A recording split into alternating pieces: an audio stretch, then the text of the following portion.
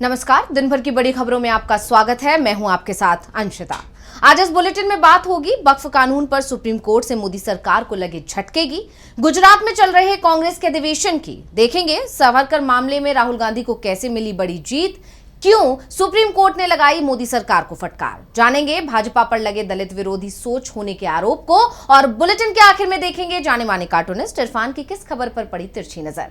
लेकिन दिन भर की तमाम बड़ी खबरों से पहले एक नजर आज की सुर्खियों पर। ममता बनर्जी को मिला राहुल गांधी का साथ। कांग्रेस सांसद राहुल गांधी ने राष्ट्रपति मुर्मू को लिखी चिट्ठी, 25,000 शिक्षकों की नौकरी रद्द होने के मामले में की हस्तक्षेप की मांग।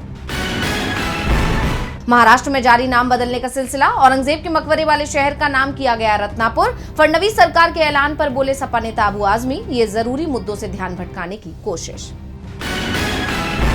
यूपी के संभल की शाही मस्जिद का बदला नाम, अब जामा की जगह जुमा लिखा जाएगा। एएसआई ने तैयार करवाया नया बोर्ड। शेयर बाजार में तेजी, 1089 अंकों की तेजी के साथ 74,227 पर बंद हुआ सेंसेक्स, तो 374 अंकों की तेजी के साथ 22,535 पर बंद हुआ निफ्टी। ये तो थी सुर्खियां। अब बात आज की सबसे बड़ी खबर की। वक्फ बिल को लेकर देश भर में विरोध प्रदर्शन देखने को मिल रहा है। मोदी सरकार अब अपनों के ही निशाने पर आ गई है और अब तक 15 से ज्यादा याचिकाएं कोर्ट में लग चुकी हैं, जिसमें बीजेपी की सहयोगी जेडीयू के नेता भी शामिल हैं। ऐसे में मामले की गंभीरता को देखते हुए सुप्रीम कोर्ट ने याचिकाओं की सुनवाई के लिए तारीख दे दी है। तो कब होगी सुनवाई, देखिए रिपोर्ट। वक्फ संशोधन अधिनियम 2025 के खिलाफ देश भर में बवाल मचा हुआ है। विपक्ष और मुस्लिम संगठन तो इसका विरोध कर ही रहे हैं, साथ ही एनडीए के सहयोगी भी इस कानून के खिलाफ है, जिससे सरकार मुश्किल में फंस गई है। और इन सबके बीच सरकार को एक और करारा झटका लगा है, क्योंकि दावा किया जा रहा है कि दाखिल याचिकाओं पर सुप्रीम कोर्ट 15 अप्रैल को सुनवाई कर सकता है। सीनियर एडवोकेट कपिल सिब्बल, अभिषेक मनु सिंघवी और निजाम पाशा ने कोर्ट से जल्द सुनवाई का अनुरोध किया था। राष्ट्रपति की मोहर लगने के बाद भी वक्फ कानून की वैधता के खिलाफ सुप्रीम कोर्ट में 15 से ज्यादा याचिकाएं दायर की गई है। विपक्ष और मुस्लिम संगठनों के अलावा अब जेडीयू के नेताओं ने भी सुप्रीम कोर्ट का रुख किया है। बता दें कि परवेज सिद्दीकी ने कानून के खिलाफ याचिका दायर की है। याचिकाकर्ताओं का कहना है कि ये संशोधन भेदभावपूर्ण है और संविधान के आर्टिकल 25 का उल्लंघन करता है। इससे पहले यानी 7 अप्रैल को मुख्य न्यायाधीश संजीव खन्ना ने तत्काल सुनवाई से मना किया था, लेकिन कहा था कि याचिकाओं को जल्दी ही लिस्ट किया जाएगा। और अब सुप्रीम कोर्ट की वेबसाइट पर सुनवाई की अनुमानित तारीख 15 अप्रैल लिखी हुई है। इसके अलावा इस कानून को लेकर जम्मू कश्मीर विधानसभा में बवाल मचा हुआ है। नेशनल कॉन्फ्रेंस के विधायकों ने सदन में बिल पर चर्चा की मांग करते हुए नारेबाजी की। इस दौरान नेशनल कॉन्फ्रेंस और भाजपा विधायकों के बीच धक्का मुक्की भी हुई। वहीं इससे पहले नेशनल कॉन्फ्रेंस के विधायक ने सदन में वक्फ कानून की कॉपी फाड़ दी थी। यानी देश भर में विरोध तेज होता जा रहा है। ऐसे में अब सभी की निगाहें सुप्रीम कोर्ट पर टिकी हुई है। वक्फ बिल को लेकर मोदी सरकार बुरी तरह फंसी हुई है, क्योंकि विपक्ष को अब सत्ता पक्ष के लोगों का साथ भी जो मिल रहा है। वक्फ पर तो सरकार घिरी हुई है ही, इन सबके बीच कांग्रेस मोदी शाह के गृह राज्य में उनको घेरने की रणनीति पर काम कर रही है। इसके तहत पार्टी का 2 दिवसीय अधिवेशन गुजरात में चल रहा है, जिसका आज पहला दिन था। तो कार्यक्रम में कौन कौन हुआ शामिल और किस किस मुद्दे पर हुई चर्चा, जानने के लिए देखिए रिपोर्ट। कांग्रेस का 64वां 2 दिवसीय अधिवेशन गुजरात के अहमदाबाद में शुरू हुआ। ये अधिवेशन सरदार वल्लभ भाई पटेल की 150वीं जयंती और महात्मा गांधी के कांग्रेस अध्यक्ष बनने की 100वीं वर्षगांठ के अवसर पर आयोजित किया गया है। अधिवेशन के पहले दिन कांग्रेस वर्किंग कमेटी की 4 घंटे की बैठक हुई, जिसमें 158 सदस्य शामिल हुए। इस बैठक में पीसीसी चेयरपर्सन सोनिया गांधी, कांग्रेस अध्यक्ष मल्लिकार्जुन खड़गे और कांग्रेस सांसद राहुल गांधी भी मौजूद रहे। बैठक के बाद सभी सदस्यों को पटेल अ लाइफ पुस्तक भेंट की गई और सरदार पटेल स्मारक के बाहर फोटो सेशन हुआ। वहीं पार्टी प्रवक्ता जयराम रमेश ने बताया कि बैठक में सरदार पटेल पर विशेष चर्चा हुई और एक प्रस्ताव पारित किया गया। उन्होंने कहा कि पटेल और जवाहरलाल नेहरू आधुनिक भारत के निर्माता थे और दोनों के बीच मतभेद का दावा झूठा है। जयराम रमेश ने गांधीवादी संस्थाओं पर हमले और किसानों की अनसुनी मांगों को पटेल का अपमान बताया। वहीं केसी वेणुगोपाल ने इस बैठक को ऐतिहासिक बताया, क्योंकि गुजरात में 64 साल बाद कांग्रेस का अधिवेशन हो रहा है। इससे पहले 1961 में भावनगर में कार्यक्रम हुआ था। गुजरात आजादी की लड़ाई का महत्वपूर्ण केंद्र रहा, जहां नमक सत्याग्रह, बारदोली और खेड़ा आंदोलन हुए। प्रियंका गांधी पहले दिन अहमदाबाद नहीं पहुंची, लेकिन मुमकिन है कि वो 9 अप्रैल को अधिवेशन में शामिल होंगी। अब 9 अप्रैल को साबरमती रिवर फ्रंट पर मुख्य अधिवेशन होना है, जिसमें 1700 से ज्यादा कांग्रेसी नेता शामिल होंगे। इसकी थीम न्याय पथ, संकल्प, समर्पण और संघर्ष है। इसके लिए एक वीवीआईपी डोम तैयार किया गया है, जहां खरगे, सोनिया और प्रियंका जैसे वरिष्ठ नेताओं की मौजूदगी होगी। ये अधिवेशन गुजरात में कांग्रेस संगठन को मजबूत करने और 2027 के विधानसभा चुनावों के लिए रणनीति बनाने की दिशा में अहम कदम है। बुधवार को 2 प्रमुख मुद्दों पर चर्चा होगी, जिसमें नेहरू पटेल संबंधों को भी रेखांकित किया जाएगा। यानी देखा जाए तो इस अधिवेशन के जरिए कांग्रेस ने एक तरह से 2027 के गुजरात चुनावों के लिए अपनी तैयारी शुरू कर दी है, जिससे राज्य में बीजेपी की मुश्किलें बढ़नी तय है।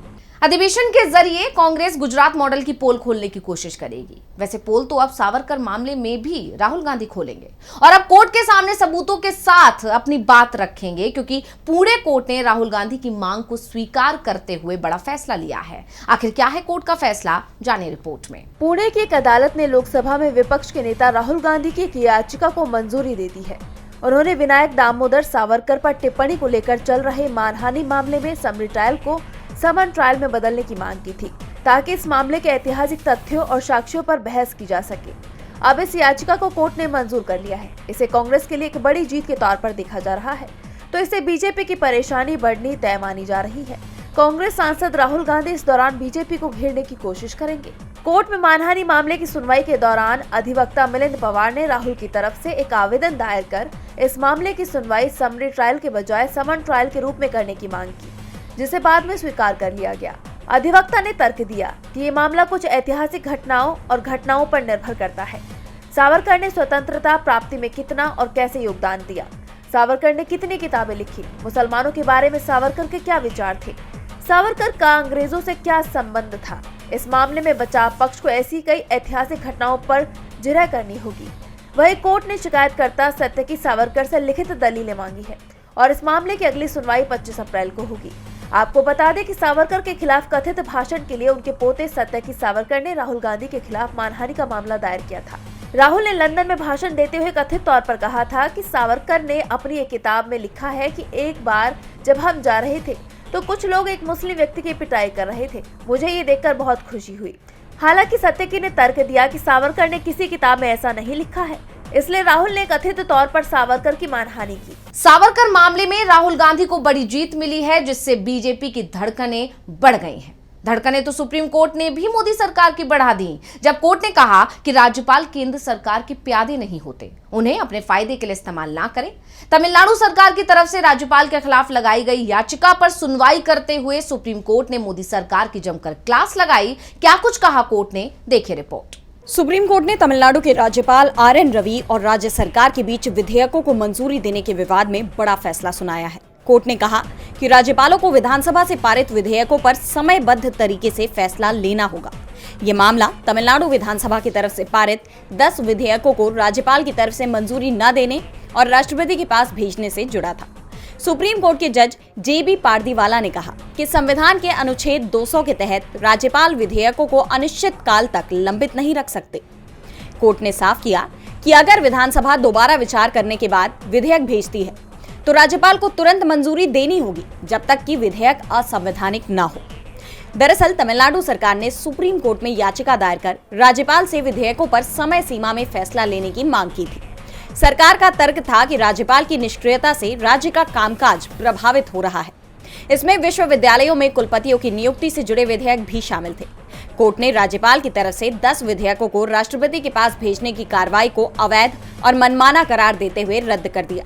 अदालत ने कहा कि राज्यपाल ऐसी कार्रवाई तभी कर सकते हैं जब विधेयक केंद्र और राज्य के संबंधों को प्रभावित करता हो।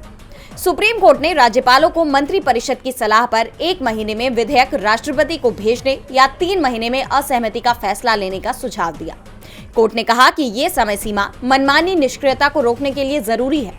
ये फैसला राज्यपाल और राज्य सरकारों के बीच टकराव को कम करने की दिशा में महत्वपूर्ण कदम माना जा रहा है। तो सुप्रीम कोर्ट ने राज्यपालों के बहाने मोदी सरकार को घेर लिया है और बीजेपी की राज्य विरोधी नीति एक्सपोज हुई है। वहीं दूसरी तरफ बीजेपी का दलित विरोधी चेहरा भी सामने आ गया है।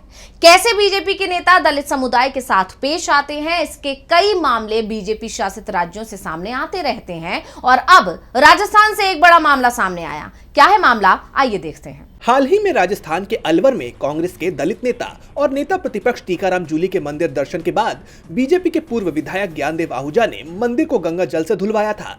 इस घटना ने न सिर्फ राजस्थान बल्कि पूरे देश में विवाद खड़ा कर दिया है।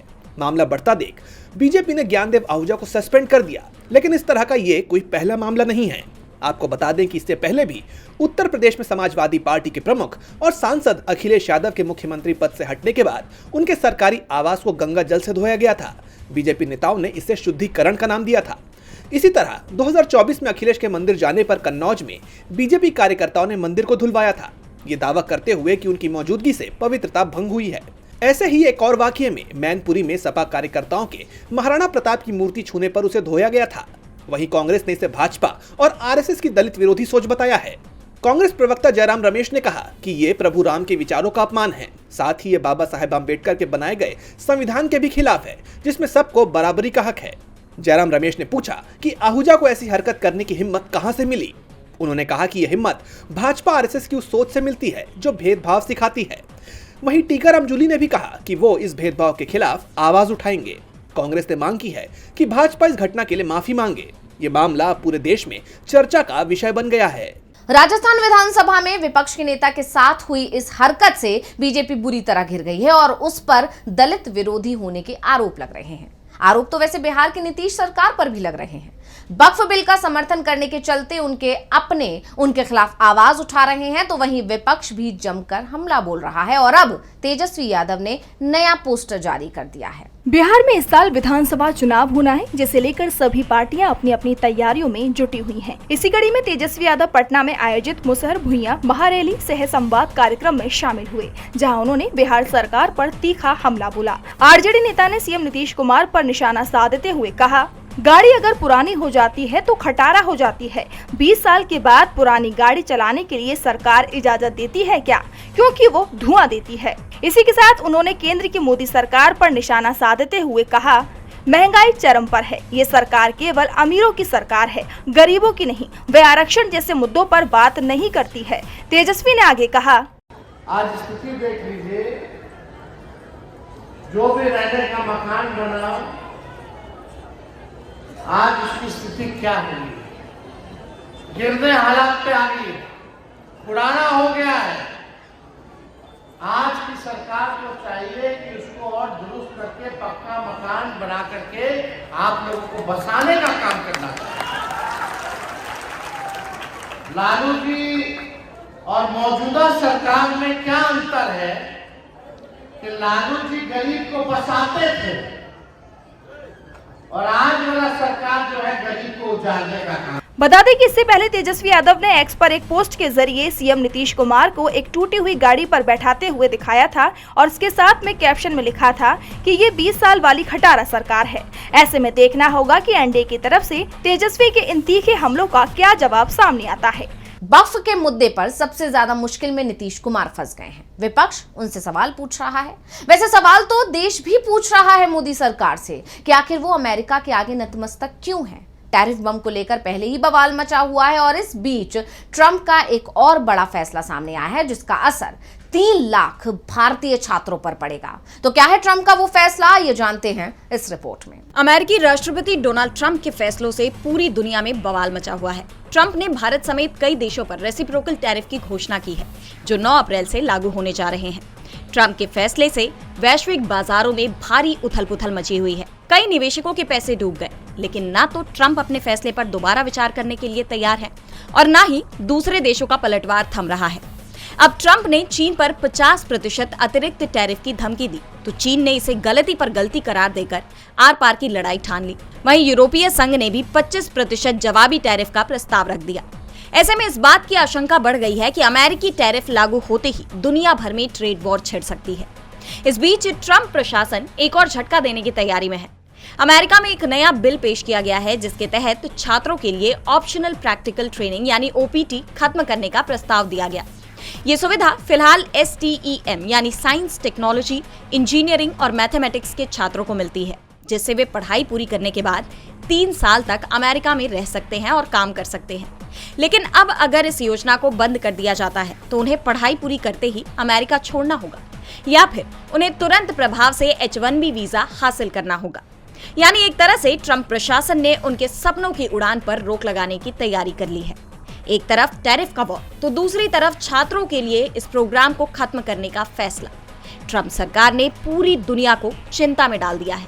और बुलेटिन के आखिर में देखेंगे जाने माने कार्टूनिस्ट इरफान की किस खबर पर पड़ी तिरछी नजर।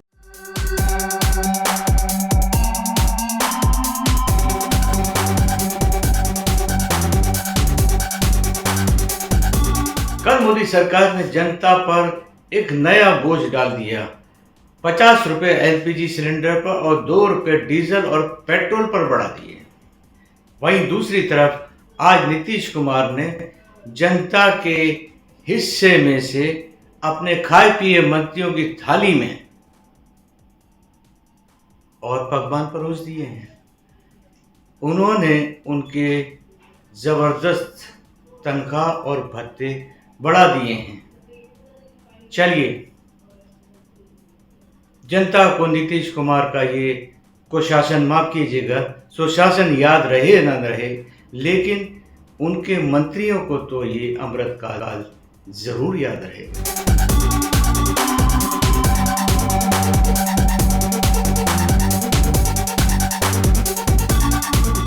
बहुत बहुत शुक्रिया इरफान जी। तो आज इस बुलेटिन में इतना ही। आप देखते रहिए डीवी लाइव और मुझे दीजिए इजाजत। नमस्कार।